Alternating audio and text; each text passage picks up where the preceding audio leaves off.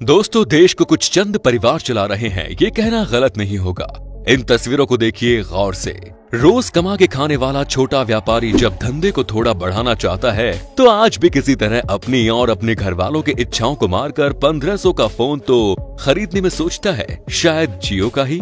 रिलायंस की मालकिन नीता अंबानी 315 करोड़ का हीरे के मोती से जड़े फोन यूज करती है। जब मजदूर दिन भर मेहनत करते हुए देश का माल ढोता है तो 5 रुपए की चाय और एक छोटी पार्लेजी से संतुष्ट हो जाता है। अब नीता अंबानी 1 लाख की चाय पीती है। दोस्तों, अजीब विडंबना है, देश आजादी के बाद कुछ कमा नहीं पाया, ये सत्य नहीं है। आज कई इकोनॉमी गुरु देश को दुनिया में सबसे बड़े बाजार के रूप में देखते हैं और ये तब से देख रहे हैं जब उन्हें ये पता चला कि देश आजादी के वक्त से ही एक बड़ा बाजार था। आबादी की वजह से बस उस वक्त बाहर वालों ने आकर मुहर नहीं लगाई थी तो देश ने खूब कमाया, ताबड़तोड़ कमाया, पर सिर्फ चंद मुट्ठी भर लोगों के लिए, चुनिंदा नामी फैमिली के लिए। अब सोच कर देखिए, Warren Buffett, Amazon CEO, Microsoft के फाउंडर बिल गेट्स, इन लोगों को भी इनके देशों ने खूब धन कमा कर दिया, पर इन्होंने अपने देश में जो नौकरियां विकसित की, जो इंफ्रास्ट्रक्चर डेवलप किए, उससे पूरे अमेरिका का शेयर मार्केट गुफार मार्ग में लगा था। सोचिए हमारे वीरों ने क्या किया। 315 करोड़ का मोबाइल फोन,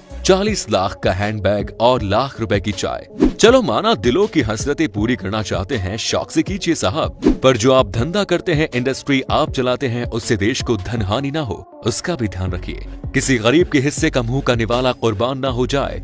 आपके ऐशो आराम में किसी किसान को फसल खराब होने पर फांसी ना लगानी पड़े। नहीं तो क्या खाएंगे आपके गेस्ट जब किसी किसान नामक जीव ही देश से लुप्त हो जाएंगे।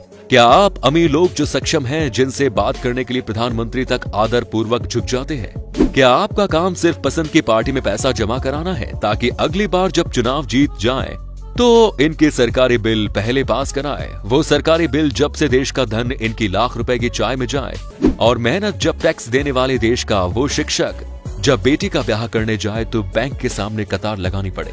शर्म आनी चाहिए देश के अमीरों, तुम्हें शर्म आनी चाहिए। अरे करो ना अपना धंधा, पर ऐसे करो देश के गरीबों को भी रोजी रोटी मिल जाए। क्या ऐसा नहीं हो सकता कि देश के सारे अमीर मिलकर खेती के उन्नत तकनीकी विदेशों से लाए, जिनसे इजराइल जैसे देश ने बंजर जमीन को उपजाऊ बना दिया? क्या कमी है आप लोगों के पास? देश का भी सोचो, सिर्फ अपना ही नहीं।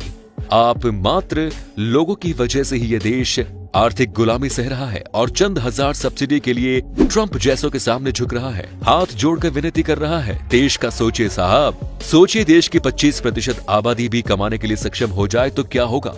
आप लोगों की कंपनियां एमएनसी घोषित हो जाएंगी।